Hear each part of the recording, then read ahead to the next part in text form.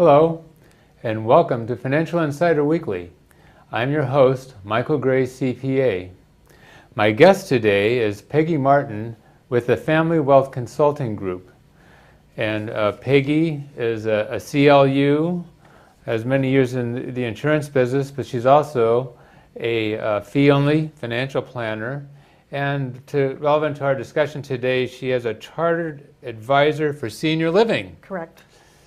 And today, Peggy and I are going to be talking about long-term care insurance. So what's going on is, of course, we have an aging population. More and more people are requiring long-term care. People in Peggy and my age group are dealing with senior parents, and so we're wrestling with these issues. And so what we thought would be appropriate to talk about it today.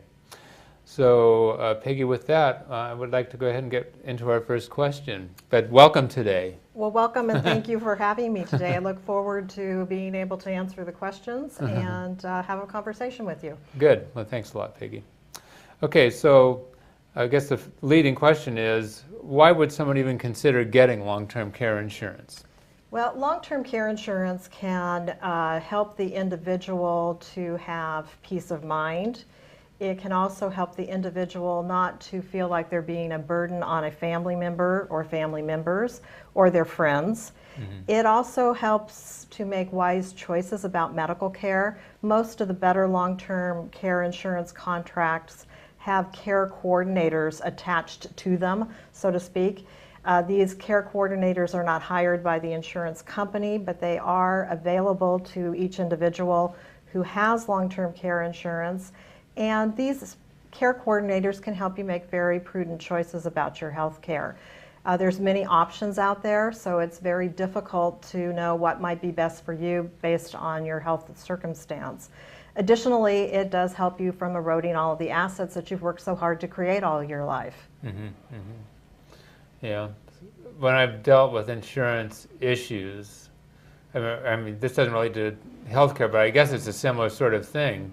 I was looking at disability for myself, and what I found out was one of them had the electric windows, and one of them had the stereo, and one had the air conditioning, but it seemed like there were different combinations for different policies, and so it was hard to compare one to the other, apples to apples. That is true. That also can be true for long-term care insurance. It's very specific to the individual need, the asset base of the individual, how much free cash flow they have to pay for premiums.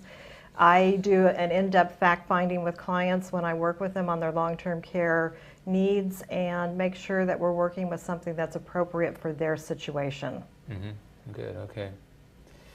What health care services are covered by these policies? Well, the big ones that are covered are nursing care home care, which is really important anymore when you're looking at a contract to be sure that it does have a home care provision to it.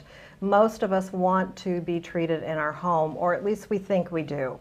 That could change as health deteriorates, but I think most people want to start out with the home care option. Also, adult daycares are covered. Assisted living facilities can be covered.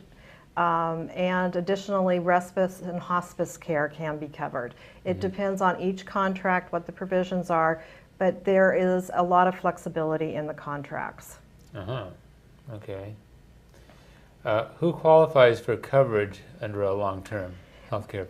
Well, that one can be difficult. There's two reasons why you would not qualify for long-term care. The easy one to explain is that you just don't have enough financial well-being to apply for long-term care. And that would be people who are probably making incomes or have incomes from their retirement investments of $20,000 a year or under. You would really want to be looking at, gee, do I need long-term health care, or should an agent be selling you long-term health care? Probably not. The harder one, though, to pinpoint is the medical issues surrounding getting long-term care insurance issued. What happens with that is an application is taken and many questions are asked about what kind of health issues you've had, what kind of medications you're on, do you need any kind of assistance currently? In other words, are you using a cane, a wheelchair, a walker, any of those types of things? then a complete review of all of your medical records are done. And additionally, for people under the age of 70, a telephone interview takes place by the insurance company. And if you're over the age of 70, most of the companies that I am currently working with actually come out to your home for a physical interview. They want to see who you are, what your lifestyle is. And again, our society is geared to still age 65 being the normal retirement age. Yeah. As that starts to change over these next few years, we may find that people that are in their 70s are not perceived to be old anymore. Current standards, people in their 70s are still considered old, especially by insurance company doing underwriting. And we talked about this recently. I was with some people and we said 70 is looking younger and younger. And I said, yeah, younger and younger as we become closer to 70. You bet. So related to this, though, is there a physical examination like for life insurance? No, there is not a physical, or I should back up on that. I have never been asked to have a client have a physical. I have been asked to have clients recomplete questionnaires again because the insurance company is wanting clarification on some kind of medical underwriting. But normally either they take the case or they do not take the case. There are some companies that will actually have a rating classification to them, but most it's either you're going to qualify or not qualified. Most of the companies that I'm working with have what they call a preferred rate, which means that you're cream of the crop, you're fortunate, nothing is wrong, or there is a standard rate, which means you're still doing very well. You don't have anything huge that's going on with you wrong. Maybe you're taking high blood pressure medication, you're on cholesterol medication, something like that, but nothing hugely wrong. Recently I've had one person declined and also had one person get a preferred rating, both females, both in their 60s. So it does show that both things can happen. It just depends on individuals and what's happened to them. All right, now here's the big one that's on a lot of people's minds. Aren't the premiums for these policies, long-term care insurance, aren't they significant? And how can one justify the expense for this insurance? That's a good question, Mike. Yes, I hear that a lot when I'm talking with our clients about the possibility of purchasing long-term care.